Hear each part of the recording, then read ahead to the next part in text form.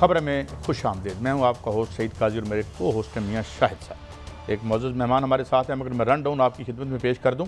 खौफनाक हमलों के बाद जंग बंदी कैसे मुमकिन हुई और उसके बाद ऐसी ज़बान बदली और वो फिर beautiful and wonderful ceasefire and wonderful peace, all that hypocritical expression हम देख रहे हैं, मगर इसका असल मतलब क्या है? We would try like to lay bare the facts behind all this rhetoric. 12 दिन की जंग में किसे फतह हासिल हुई, ऑब्जेक्टिव कौन हासिल कर सका और कौन हासिल ना कर सका, और कौन सा न्यू नॉर्मल आया, और जो इजराइल के साथ हुआ उसकी क्या इम्प्लीकेशन हुई। फर्स्ट टाइम वो हिट हुआ 73 के बाद, फर्स्ट टाइम सीरियसली हिट हुए हैं उसके मुल्क और उसकी इंस्टॉलेशन। अमेरिका ने ईरान की जो हथियार बनाने की सलाहियत ख़त्म कर दी है। इस पर दो ओपिनियंस हैं। अमेरिका के अंदर ही एक जो ओपिनियन है वो ये कह रही है कुछ फ़र्क नहीं पड़ा, और वो जो अफजूदगी और जो उनके पास यूरेनियम जो एसेट थे एन एसेट्स वो बिल्कुल प्रोटेक्ट हैं। और क्या इजराइल जंग बंदी की पासदारी करेगा? क्योंकि एक ये भी राय है कि जंग पे ही जो है वो ज़िंदा है जो इजराइल की जो रूलिंग एलीट है। हमारे साथ मौजूद है जनाब मारूफ स्कॉलर जनरल रिटायर्ड रज़ा मोहम्मद साहब। थैंक यू वेरी मच रज़ा मोहम्मद साहब। मैं सबसे पहले तो इस बात पे आता हूँ कि ये क्या पलटा खाया, एक उसे अलामती स्ट्राइक कह लें या कुछ था जो कतर में हुई, उनको बता भी दिया गया, वहाँ पे एयर स्पेस बंद कर दी गई, वहाँ से लोग हटाए, 10,000 फौजी हटाए, जहाज़ उठाए, और उसके बाद वो ऐसी प्यारी प्यारी बातें मीठी मीठी करने लग पड़े जिस तरह कसरे शीरी की कोई दुकान होती है, और ईरान को भी तारीफ़ कर दी।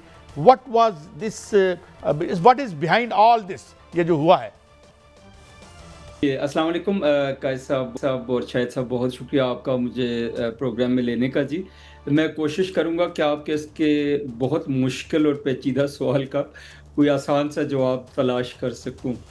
सबसे बड़ी बात तो ये है जी कि प्रेसिडेंट ट्रंप जो है ना, जब वो आए तो हमने पहले भी बातचीत की, बड़ा उनके दावे थे कि मैंने जंगें बंद करानी हैं, ट्रैप हो गए, डीप स्टेट ने किए, जूइश लॉबी ने किए, जिसने भी किए कि वो इज़राइल जो है उसने ईरान पे हमला कर दिया, और इसी तरह यूक्रेन ने रशिया पे हमला कर दिया। और दोनों हमले अगर आप गौर करें तो जिस दिन नेगोशिएशन होनी होती है उससे कोई एक दिन पहले, कुछ 1.5 दिन पहले होते हैं। इसका मतलब है ट्रंप साहब का जो प्लान था नेगोशिएशन का उसको डीरेल किया गया, या क्या ये एक डिसेप्शन थी?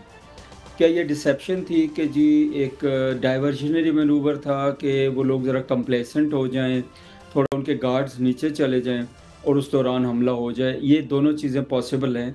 और जो सबसे बड़ी बात यह है कि ट्रंप अगर चाहते भी थे जंगें ना हों तो जंगें हो गई, और बहुत बड़ी जंग जो है एक शुरू हो गई।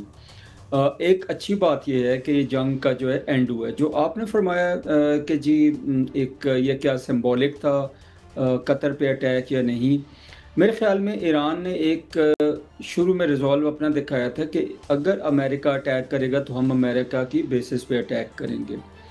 आजकल के ज़माने में दोनों पॉसिबिलिटीज़ हैं। एक पॉसिबिलिटी तो वो आप ये कह सकते हैं कि उन्होंने डिक्लेयर कर दिया हो जी कि हमने करना है। दूसरी ये है कि आजकल के ज़माने में सैटेलाइट्स हैं, टेक्नोलॉजी है, सारा कुछ है कि आपको बहुत जल्दी पता चल जाता है, और फिर इस दौरान इतना टाइम ज़रूर होता है कि आप अपने गार्ड्स जो हैं वो ले सकें। जहाँ तक बेस को खाली करने का, वो मेरा ख्याल है चंद दिन पहले ही कर दी गई होगी कि जिस दिन अमेरिका ने डिसाइड किया हमने हमला करना है तो उन्हें पता होगा कि ईरान किसी न किसी तरीके से रिटेलिएट ज़रूर करेगा। तो बेस से जहाज़ तो चले गए थे, बाकी जो एयर डिफेंस सिस्टम की एक्टिवेशन है वो हमला शुरू होने के बाद भी हो सकती है। जो खबर है वो ये है, जो ट्रंप साहब फरमाते हैं वो ये है जी कि 14 मिसाइल आए थे, 13 को काउंटर कर दिया, एक जो है उसको काउंटर नहीं किया कि वो टारगेट एरिया में नहीं था, बाहर था। अभी आते हैं इफोरिया की तरफ, जो आप बात कर रहे हैं कि हर तरफ से अच्छी बातें हो रही हैं, क्यों हो रही हैं? मेरा ख्याल ये है कि जिस दिन इसराइल हर्ट हुआ बिकॉज ऑफ ईरानियन अटैक्स, कि उन्होंने ये सोचा था कि ईरान रिस्पॉन्स नहीं देगा, या इतनी इफ़ेक्टिव नहीं होगी, या इतनी कंटिन्यूस नहीं होगी कि 10-12 दिन तक चलती रही। तो जब उनको ये एहसास हो गया कि जी इसराइल का के ऊपर रिस्पॉन्स भी आ रहा है, इसराइल के नुकसानात भी हो रहे हैं, लोग भी मर रहे हैं, 12 दिनों से लोग बंकरों में पड़े हुए हैं, तो आई थिंक उनकी तरफ से भी एक एफर्ट थी कि ये सीज़ फायर हो जाए। ये सिर्फ ईरान की तरफ से नहीं है।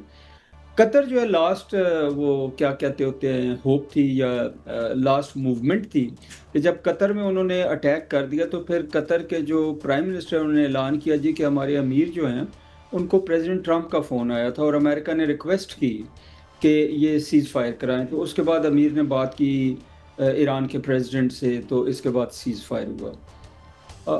बात यह है कि दोनों तरफ शायद विन जनरल विन का साहब, ये एक तो तासुर जो कतर है का ना, बताया जा रहा है कि कतर का भी एक रोल था, लेकिन कल जो गुजरा है, कल में बड़ी ताबड़तोड़ हमले दोनों तरफ से हो रहे थे। जो ईरान है उसने भी अमरीकी तंसीबात पर हमला कर दिया। कल एक बड़ी डेवलपमेंट ये सामने आई कि जो ईरानी वज़ीर ख़ारजा हैं वो रूस में थे और वहाँ पर ख़ास पैगाम लेके गए थे सुप्रीम कमांडर अली ख़ामनेई का। तो वहाँ पर जो उसके बाद जो है ये सारी डेवलपमेंट शुरू हो गई और शुरू होते होते सीज़ फायर तक पहुँच गई। आप क्या समझते हैं कि वहाँ पर रूसी सदर से जो मुलाकात हुई उनका भी कोई इसमें किरदार था सीज़ फायर में, या जो ईरान ने हमले किए हैं उसमें उनको इत्मीनान में लिया गया? वहाँ पर यह भी खबर आ रही है कि वहाँ चाइनीज़ एक सफारती वफ्द भी मौजूद था। मैं 3 चीज़ें इसमें देखता हूँ जी। जो आपने फरमाया उसके जवाब में ये कहूँगा कि इसमें चाइना ने भी रोल प्ले किया है और इसमें रशिया ने भी रोल प्ले किया है, केएसए ने भी किया है, कतर ने भी किया है, पाकिस्तान ने काफ़ी हद तक रोल प्ले किया और कुछ और पावर्स ने भी रोल प्ले किया है। जो रशिया में उनका जाना था उसकी दूसरी पॉसिबिलिटी ये भी है कि एक वो गए हों वहाँ पे, उनसे रिक्वेस्ट की हो कि ठीक है आप फिज़िकली वॉर में इन्वॉल्व नहीं हो रहे हैं और आप लोग जो है हमारी कम से कम इस लिहाज से मदद करें कि हमें लेटेस्ट टेक्नोलॉजी वाला वेपन्स जो हैं, वेपनरी दे दें, मिसाइल दे दें, और जो मिसाइल सिस्टम आपने हमें एयर डिफेंस सिस्टम दिया हुआ है 400, उसको ऑपरेशनल कर लें। जो मैंने सुना है कि उनके पास वो निज़ाम पड़ा हुआ है लेकिन वो ऑपरेशनल नहीं है, कि उसमें रशिया ने कहा था कि हम खुद आके इसको ऑपरेट करेंगे। और जो तीसरी चीज़ है वो ये है कि सारे लोग इस एफर्ट में लगे हुए थे और इसमें बहुत सारी कंट्री शामिल थी, और जब ये गए हैं ईरान के जो फॉरेन मिनिस्टर हैं वो ये पैगाम होपफुली लेके गए होंगे कि हाँ अगर सीज़ फायर बाइज़्ज़त तरीके से हो जाता है तो सीज़ फायर कर लेना चाहिए। तो ये मैं 3 चीज़ें देखता हूँ कि उनकी विज़िट जो है उसमें होंगी।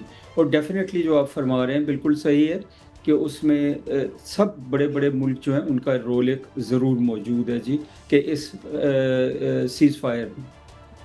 जनरल साहब आप हमारे साथ ही रहिए, एक छोटा सा ब्रेक है नाज़रीन। इसके बाद बड़ी अहम क्वेश्चन हमने पूछने हैं, खास तौर पर क्या प्रोलिफरेशन बढ़ेगी न्यूक्स पे हासिल करने के लिए जो दौड़ लग गई है दुनिया में, उस हवाले से पूछेंगे, क्योंकि अब nuke wide passport to safety बन गया है। एक ब्रेक के बाद जनरल साहब भी हमारे साथ हैं, आप भी हमारे साथ रहिए।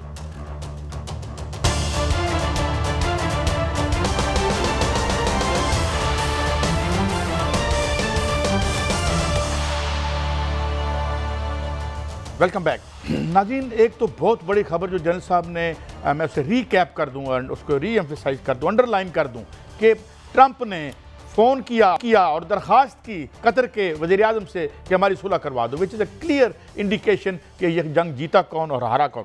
सर मैं अब एक और बड़े वाइटल क्वेश्चन की तरफ आता हूँ। एक जो साबिक सदर उनकी एक आई रशिया के, उनकी ट्वीट आई कि any friend can provide Iran with nukes, ये बात, और इसका रिस्पांस भी दिया उन्होंने। आप क्या समझते हैं कि इस जंग की शक्ल में या इसके बाद क्या ये दोबारा जो जंग है या ये जो दौड़ है न्यूक्स के लिए, ये मज़ीद तेज़ नहीं हो जाएगी? और ये भी कहा जा रहा है कि ईरान के जो एसेट्स का कुछ भी नहीं बिगड़ा। How do you see it unfolding? Very wise comment जनाब का साहब। पहली बात तो ये है जी कि ईरान के जो एसेट्स हैं, जहाँ तक ईरान के जो न्यूक्लियर साइट्स के डिस्ट्रक्शन है, स्पेशली फर्दो जो सबसे ज़्यादा अहम थी और जो बहुत डीप थी, जिसके ऊपर अभी B-2 बॉम्बर से हमला किया गया है, उसमें डैमेज तो अपेरेंटली लगता है काफ़ी हुआ है। कंप्लीट डिस्ट्रक्शन शायद नहीं हुई है, क्योंकि उसके बाद जो इजराइल ने उसके ऊपर हमले किए हैं वो एक इंडिकेशन थी कि उसको फर्दर वो कोशिश कर रहे थे कि डिस्ट्रॉय हो जाए। अभी असेसमेंट ऑफ द डैमेज के कितना डैमेज हुआ है ये अभी इसमें टाइम लगेगा, और अगर इंटरनेशनल एटॉमिक एनर्जी एजेंसी को इजाज़त मिलती है वहाँ की इंस्पेक्शंस की तो फिर पता चलेगा। सेकंड चीज़ ये है कि एक चीज़ जो सबको पता चली वो ये है कि उनके पास इनरिच्ड अगर यूरेनियम था तो उन्होंने वहाँ से मूव कर लिया, और लोग भी वहाँ से मूव कर लिए थे, बिकॉज दे वर एक्सपेक्टिंग कि ये हमला होना है हमारे ऊपर। अभी आते हैं न्यूक्स की दौड़ की तरफ, जो आपने बात की, बड़ा एक वाइज बात की है आपने। अगर ओवरऑल वर्ल्ड में सिक्योरिटी का सेंस हो और कोई ऑर्डर का सेंस हो, जैसे ये दावा किया जाता है रूल्स बेस्ड वर्ल्ड ऑर्डर अगर एक्चुअली हो, फिर तो इनसिक्योरिटी का सेंस नहीं होगा, इनसिक्योरिटी नहीं होगी, कोई लोगों की परसूट जो है मिलिट्री पावर के लिए और न्यूक्लियर पावर के लिए कम होगी। लेकिन अगर इनसिक्योरिटी बढ़ती जाएगी, जैसे ईरान के लिए है कि उनको एक बहुत बड़ा सबक हासिल हुआ है कि वो कोशिश करते रहे कि अपने प्रोग्राम को स्लो डाउन किया, एनपीटी साइन किया, उनके जो रूहानी पेशवा उन्होंने फतवा भी दिया, और इन्होंने इंटरनेशनल एटॉमिक एजेंसी जो है उसको भी इजाज़त दी कि उनकी इंस्पेक्शंस करें, लेकिन उसका नुकसान ये हुआ कि वो बहुत पीछे रह गए।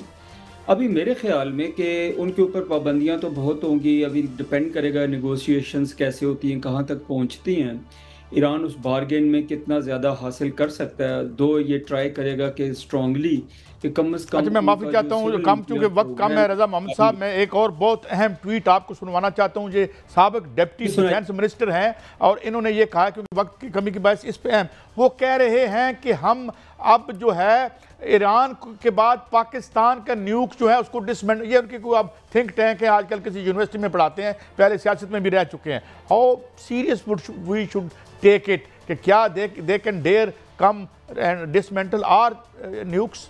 रज़ा साहब, ये ख्वाब तो जी उन्होंने बहुत पहले देखे थे, और वो उन्होंने बहुत शुरू में, बहुत अर्ली 80s में उन्होंने कोशिश की। अगर आपको याद हो, ये डॉक्यूमेंटेड है, ये ख़बरों में भी आया, हर जगह पे आया कि इज़राइल ने इंडिया को यूज़ करके, और इंडिया ने और उन्होंने मिल के हमारे एटमी प्लांट से उन पर हमला करने का प्लान किया था। बट अल्हम्दुलिल्लाह वो फॉइल हो गया था, पाकिस्तान ने उनको बहुत ज़्यादा स्ट्रॉन्ग वार्निंग दी थी। वो दिन और आज का दिन का सब 40 साल से ऊपर हो गई, 45 ईयर्स हो गए। पाकिस्तान की जो न्यूक्लियर कैपेबिलिटी है अभी वो 30 साल से ज़्यादा पुरानी हो गई। पाकिस्तान की जो डिक्लेयर्ड न्यूक्लियर कैपेबिलिटी है 98 के बाद, वो भी आपको पता है। उसके बाद 9/11 हुआ, बाकी चीज़ें हुई। तो अगर पाकिस्तान के एटमी प्रोग्राम की कोई वल्नरेबिलिटी थी किसी एक ज़माने में, तो वो ख़त्म हो चुकी है। अगर पाकिस्तान को अटैक किया जा सकता था और अटैक से ख़त्म किया जा सकता था, तो 9/11 के बाद का जो टाइम था वो बहुत अच्छा बहाना बन सकता था कि पाकिस्तान के प्रोग्राम को टारगेट किया जाए। ख्वाहिशें वो करते रहें, दावे वो करते रहें, लेकिन अल्लाह के फजल से मैं आपको इश्योर करता हूँ, जितना मुझे इल्म है, कि हमारा न्यूक्लियर प्रोग्राम जो है बहुत सेफ़ है, बहुत सिक्योर है, फिज़िकली भी और हर लिहाज से। आज तक कभी बिल्कुल जनरल साहब, हमारा न्यूक्लियर प्रोग्राम जो है वो बहुत सेफ है, इसमें कोई शक नहीं। एक गाइडेंस दीजिएगा, जो इजराइल ने ईरान पर हमला किया तो उसका सबसे बड़ा मकसद जो था वो रजीम चेंज था, वो रजीम चेंज करना चाहता था, और अमेरिका का भी यही मकसद था। बल्कि अमेरिका ने बाकायदा तौर पर सदर ट्रंप ने 2 दफ़ा कहा कि रजीम चेंज का उनका इरादा है। कभी उन्होंने कहा कि ये पॉलिटिकल वो इस तरह नहीं कहना चाहिए, लेकिन ऐसा हो तो फिर होना चाहिए। ये तो नहीं हो सका, रजीम चेंज नहीं हो सकी, रजीम तो उनकी मजबूत हुई है। तो क्या आप देख रहे हैं कि इसके बदले में जो हारे हैं जंग नेतन्याहू, और वो दूसरी जानिब जो है वो उनके खिलाफ भी, जो ट्रंप है उनके खिलाफ भी मुजाहरे हो रहे हैं, तो इन दोनों मुल्कों के में भी रजीम चेंज होती हुई नज़र आ रही है आपको? सबसे पहले तो जी ईरानियन रजीम चेंज की, और जो आपने पहले बात की थी जो बीच में रह गई कि जी उनके जो ऑब्जेक्टिव्स ऑफ वॉर थे अचीव हुए कि नहीं। उनका अगर ऑब्जेक्टिव था न्यूक्लियर कैपेबिलिटी ख़त्म करना, पार्शली मे बी कुछ साल डिले हो गई। उनका ऑब्जेक्टिव टू चेंज रजीम हासिल नहीं हुआ। उनका ऑब्जेक्टिव के अंदर कोई फूट पड़ जाए ईरान के, वो हासिल नहीं हुआ।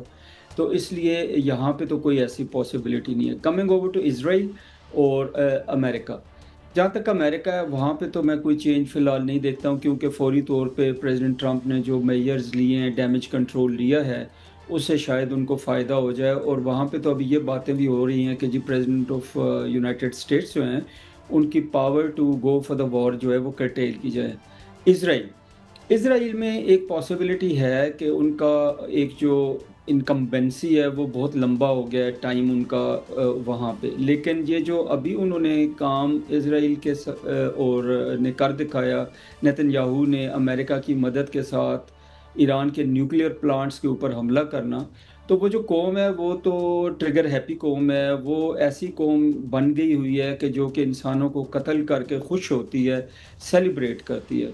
तो वहाँ पे भी मैं कोई चेंज नहीं देखता हूँ। वहाँ पे भी मुझे लगता है कि अभी इस जंग के बाद नेतन्याहू जो है वो कंटिन्यू ही करता नज़र आ रहा है। अच्छा, लेकिन ये एक और भी इस पहलू पे भी देखिए, सर अगर वो कंटिन्यू करता है तो ये तमाम मामला इसी तरह चलते हैं तो काबिल भरोसा नहीं है नेतन्याहू। तो आज सारा दिन लोग सवाल पूछते रहे कि जो सीज़ फायर हुआ है कहीं ये धोखा तो नहीं? आप क्या गाइड करते हैं सर? जी मैं सर ये समझता हूँ कि धोखा नहीं है। जब सीज़ फायर होता है तो थोड़ी बहुत फ्रेजिलिटी सीज़ फायर में ज़रूर होती है कि शुरू का जो वक्त होता है वो 1 आध दिन 2 दिन जो होते हैं उसमें कुछ थोड़ी बहुत एक्सचेंजेस हो सकती हैं। बट मेरी अंडरस्टैंडिंग ये है सारी चीज़ों को सुन के पढ़ के कि दोनों कंट्रीज़ ने डिसाइड कर लिया हुआ है इंक्लूडिंग अमेरिका, और जिसमें कतर भी और बाकी जो खित्ते के ममालिक हैं और दुनिया के ममालिक शामिल हैं कि सीज़ फायर करने हैं। तो छोटी-मोटी गड़बड़ तो होगी, लेकिन लंबी ब्रीच जो सीज़ फायर की है पॉसिबल होती नज़र नहीं आती। लेकिन इज़राइल से कुछ भी بعید नहीं, आप जो फरमा रहे हैं कि इज़राइल के लोग नेतन्याहू या कोई भी डिसेप्शन कर सकते हैं, कुछ भी कर सकते हैं। इसलिए मैंने जो सुना है कि ईरान के लोग जो हैं वो तैयार हैं, ईरानी गवर्नमेंट जो है उनके ये अल्फाज हैं कि हमने ट्रिगर पे हाथ रखा हुआ है और हम वेट कर रहे हैं कि अगर कोई भी सीज़ फायर की वायलेशन होती है तो हम फौरी तौर पे रिएक्ट करेंगे। तो ये जो threat of retaliation I think उनको बाज रखेगी, और मैं फोर्स ही करता हूँ, मेरा ख्याल है कि ये सीज़ फायर अल्टीमेटली अगले चंद दिनों में इफ़ेक्टिव हो जाएगा।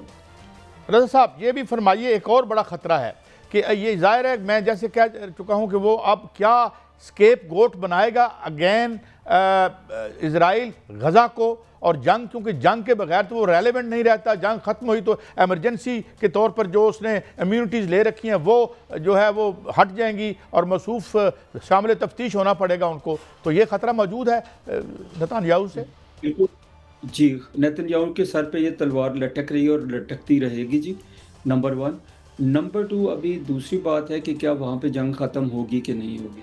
अगर प्रेसिडेंट ट्रंप जैसे उन्होंने दावा किया था कि वो एंटी वॉर हैं, वो अगर उनकी ख्वाहिश है कि दुनिया में उनकी पजीराई ऐसे सदर अमेरिकन सदर के तौर पे हो कि जो जंगें बंद करवाते हैं, हालांकि अभी ये जो उनका प्रैक्टिकल डेमोन्स्ट्रेशन रहा है वो इसका उल्टा रहा है, और उन्होंने एक लिहाज से अगर देखा जाए तो डिसेप्शन भी की है और डाइवर्जनरी मैनूवर भी किए हैं कि जिसमें ये वो क्या कहते होते हैं, कहा कि जी जंग नहीं होगी, हो गई, हमला नहीं करेंगे, देर से करेंगे, हो गया।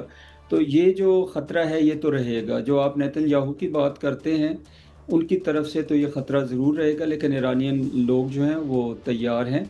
और मेरे ख़्याल में कि जो अभी जो हम बात कर रहे थे प्रेसिडेंट ट्रंप की और गज़ा और पैलेस्टाइन की, मेरे ख़्याल में वो कोशिश करेंगे कि जो उन्होंने स्टेटमेंट दी है कि अभी अमन का रास्ता खुला है, वो शायद उनकी ये कोशिश है कि किसी तरह इज़राइल को भी मना के तो पैलेस्टाइन के मसले का कोई जल साहब एक में ब्रेक है, थैंक यू वेरी मच, मगर आपने इंतहाई इंपॉर्टेंट बात जो है उसको मैं एक और इस तरह कंक्लूड कर दूं। बहुत शुक्रिया जल साहब, आपने अपने वक्त दिया कि वो गज़ा के लोगों के साथ हुआ था वो बड़ी बदनसीबी थी, और बड़ी बदनसीबी है कि वो इजराइल के लोगों के साथ हो रहा है। भाग रहे हैं, बॉर्डर्स पर खड़े हैं और कभी मिस्र के ट्रांजिट करके जा रहे हैं और कहीं। मेरे ख्याल में इसका खात्मा होना चाहिए और अमन होना चाहिए। एक ब्रेक, अगले सेगमेंट में हाजिर होंगे। हमारे साथ होंगे air commander retired Khalid Chishti साहब। बड़े अहम मामलात हैं, उन पर भी रोशनी डालेंगे। हमारे साथ रहिए।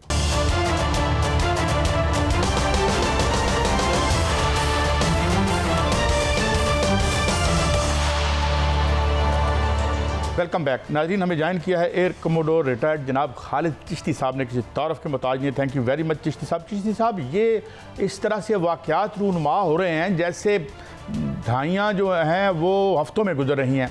अब हम क्या इससे अंडरस्टैंड करें कि जो अब हुआ कि जी एकदम से हो गई अमन पसंद और सुलझू हो गए, फिर राइटर की खबर आई नहीं जी ये तो एक हमला हुआ है, दोबारा हम हमला करेंगे। सवाल मेरा ये है कि क्या अगर ये सीज़ फायर हो भी गई है तो इसका स्केप गोट अब गज़ा होगा, क्योंकि ईरान या उसकी रूलिंग एलीट जो है वो जंग तो उनके लिए फंडामेंटल है to their existence. Your take sir. जी thank you very much Qaid साहब, आपने मुझे इनवाइट किया है, बहुत शुक्रिया। ये बिल्कुल आपने ठीक कहा है कि ये दुनिया आपके रिस्पांस के हिसाब से चलती है, और जैसे मैंने अर्ज किया ना कि चाहे आप विनर्स ना हो लेकिन पावर टॉक्स टू पावर, इसमें कोई शक नहीं रह गया कि अगर आप अपनी रेजिलियंस दिखाएंगे तो दुनिया आपके साथ और तरह बिहेव करेगी, और अगर आप सबसर्विएंट हो जाएंगे, सरेंडर कर देंगे, कॉम्प्रोमाइजेस कर लेंगे तो दुनिया आपके साथ और तरह बिहेव करती है। आप अमेरिकन प्रेसिडेंट का ट्वीट देख लें, उन्होंने क्या कहा, दोनों को बहादुरी को, दोनों की रेजिलियंस, दोनों के स्टैमिना को शाबाश दे दी। आप रिलेट कर लें 10 दिन पहले क्या हो रहा था।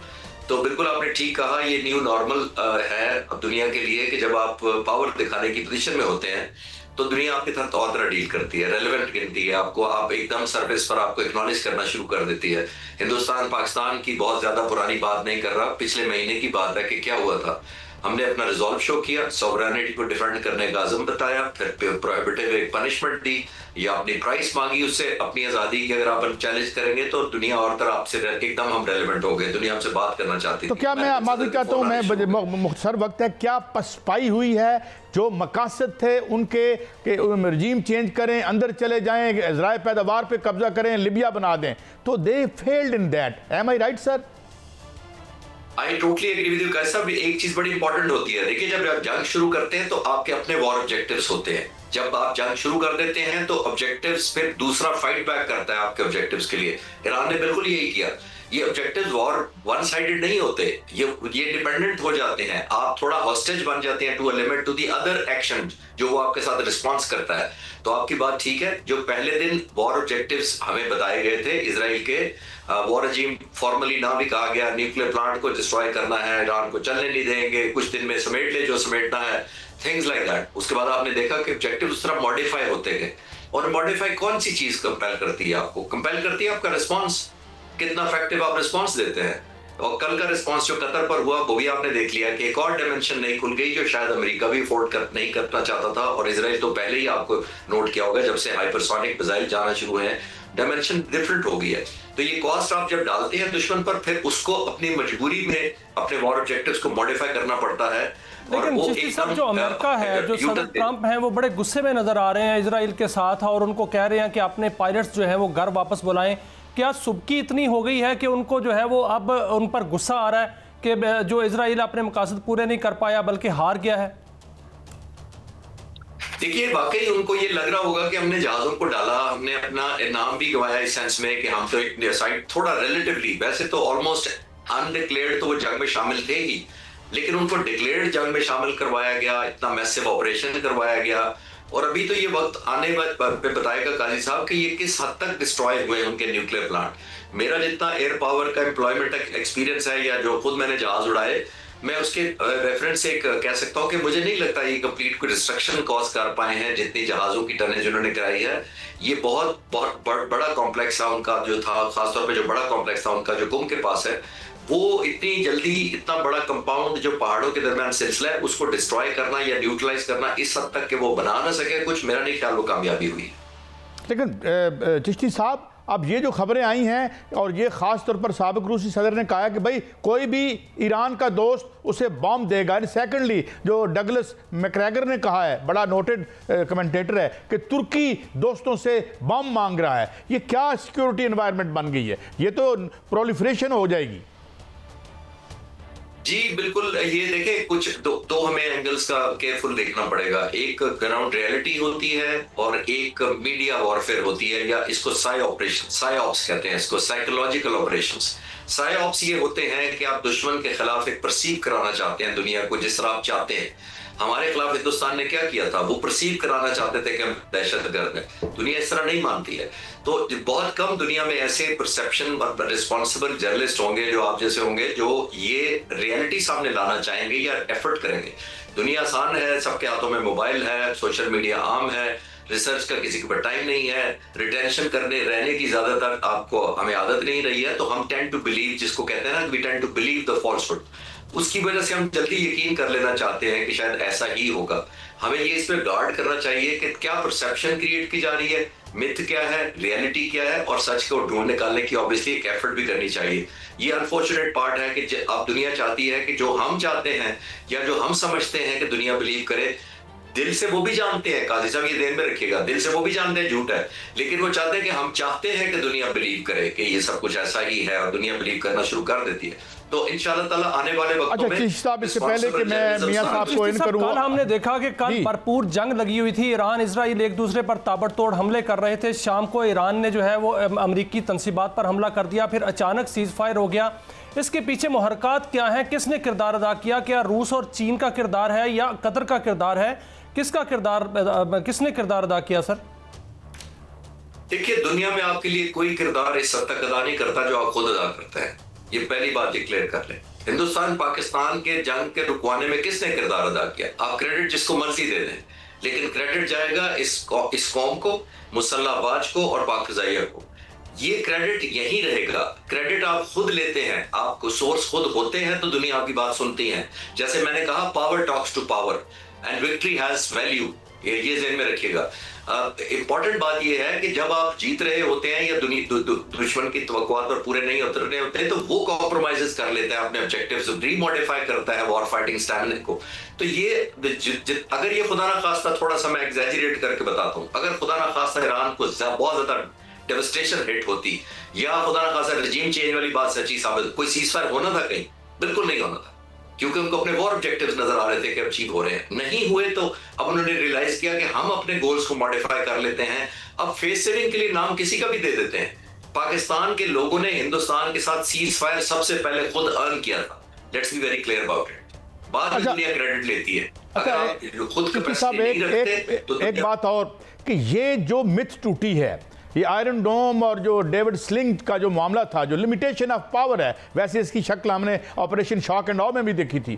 तो अब क्या एक तो जो ईरान इमर्ज किया है इस खित्ती में एक ताकत के तौर पर, इसकी क्या आप इम्प्लीकेशन देखते हैं? और जो फ्यूचर कॉन्फ्लिक्ट्स तो होंगी, क्योंकि इजराइल जंग के बगैर जिंदगी, it is fundamental to the existence of Netanyahu and Israeli ruling class. तो आने वाले दिन क्या देख रहे हैं?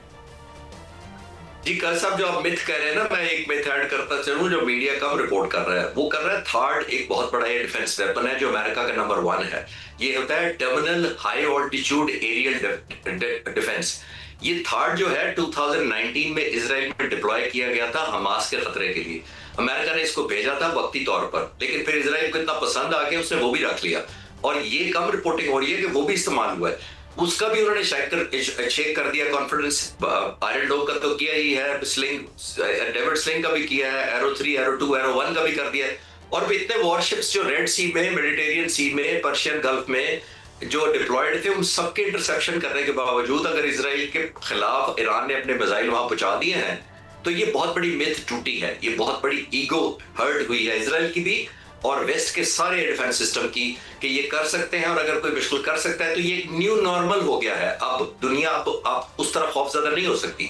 और आखिरी बात इस पॉइंट के ऊपर मैं ये कहना चाहूंगा कि इस पहली दफा इसी पे रहनुमाई चाहूंगा कि दुनिया खौफजदा नहीं हो सकती और मिथ टूटी है। आपने देखा सर कि इस एरिया में जो इजराइल है वो जंग हारा और अमेरिका जो है वो हमला करके नाकाम हुआ, और जो रूस है या चीन है वो खामोश रहकर भी ताकतवर नजर आए और पाकिस्तान उसके इत्तेहादी जो है वो नजर आया। क्या आपको आपके जहन में क्या ये आ रहा है कि सर, या ये सामने चीज़ नज़र आ रही है कि क्या ताकत का तवाज़ुन जो है वो मगरब से मशरक़ की जानब जो है वो मुंतकिल होता हुआ नज़र आ रहा है, बल्कि इसको ये कहना कि न्यू वर्ल्ड ऑर्डर जो मगरब से मशरक़ की तरफ मुंतकिल हो रहा है?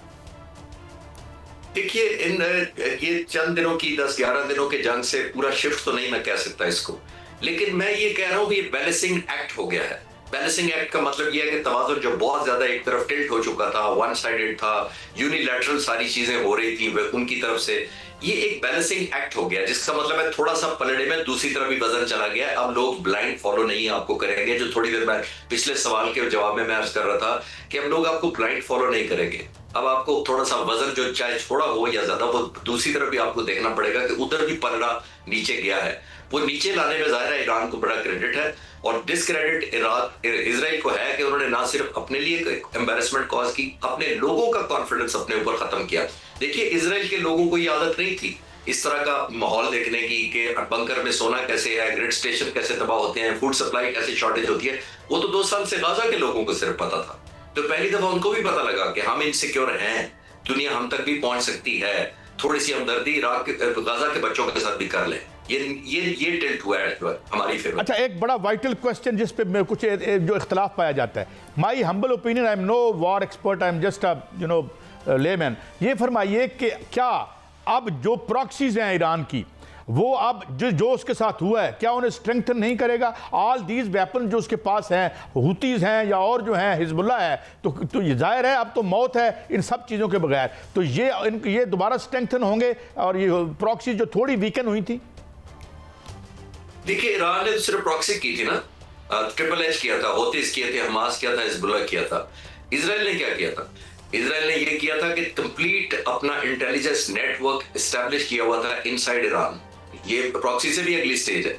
प्रॉक्सी तो नजर आती है आपको बाहर अपने प्ले करती है रोल, ये तो नजर भी नहीं आया जिन्होंने रिपोर्ट किया था। अपने मुल्क की सरजमीन से उन्होंने ड्रोन फायर किए ईरान के और इनके नेटवर्क को तबाह किया, एलिमिनेट किया लीडर्स को कार बॉम्ब रख रख के। तो मैं ये अर्ज करना चाह रहा हूँ कि अब तो जब जिसको कहते हैं ना everything is fair in love and war, तो जब ये इस तरह की अनएथिकल जंग होती है ताज साहब, तो फिर ये फेयरनेस नहीं देखी जाती। ईरान पर ऑब्लिगेशन शायद होगी कि वो भी एक्टिवेट करे, अपना इंटेलिजेंस नेटवर्क करे, और उससे भी बढ़कर बहुत इंपॉर्टेंट है अपने इनसाइड जिसको घर कहते हैं उसको स्क्रीन करे, उसको फिल्टर करे, हर शख्स को देखे कि किसने जाके इस हद तक किया। और ये आज का नहीं है कायद साहब, मैं थोड़ा सा रिफ्रेश करता चलूं, आप हिस्ट्री मेरे से ज्यादा पढ़ते हैं। 2005 से 2013 तक अहमद निजाद सदर थे ईरान के, और उन्होंने कहा था CNN को, ईरान को इंटरव्यू देते हुए कहा था कि मैं एज अ सदर मैंने सोचा कि सैद की बहुत ज्यादा पेनिट्रेशन हो गई है ईरान के अंदर, तो मैंने काउंटर फोर्स बनाई जो काउंटर करेगी इजरायली इंटेलिजेंस को। और कुछ अर्से बाद मुझे पता लगा कि जो हमने ईरानियन फोर्स बनाई थी उसका हेड भी मोसाद का एजेंट था। ये 2005 से 13 वाले सदर की बात कर रहा हूं मैं, ये ध्यान में रखिए 2025 है ये। तो ये ईरान को सामना करना पड़ा है, पहले भी गद्दारों का हो या प्लांटेड एजेंट हो या कुछ भी हो, ईरान को पहले स्क्रीनिंग अंदर करनी पड़ेगी। मुझे ऐसा लगता है उसके बाद कामयाबी बेहतर कर पाएंगे अपने लिए हासिल, और प्रॉक्सी तो जाहिर है वो भी ऐड करना चाहेंगे उनके। तो सर सीज फायर तो हो गया, वक्ती तौर पर सीज फायर नजर आ रहा है, लेकिन अगर काबिल भरोसा नहीं है जो इजराइल है, अगर वो दोबारा हमला करता है या सीज फायर तोड़ता है तो क्या होगा? देखिए, दोबारा हमेशा दुश्मन तब आता है अगर आपने कॉस्ट इतनी इम्पोज ना की हो। हिंदुस्तान पाकिस्तान के अंदर ऑपरेशन सिंदूर कैसे ठहरा हुआ है, अभी तक रोका कैसे हुआ है, कंटिन्यू क्यों नहीं हुआ? जो उनके डिफेंस मिनिस्टर ने कहा था कि ये तो सस्पेंड हुआ है, रिवाइव क्यों नहीं हुआ?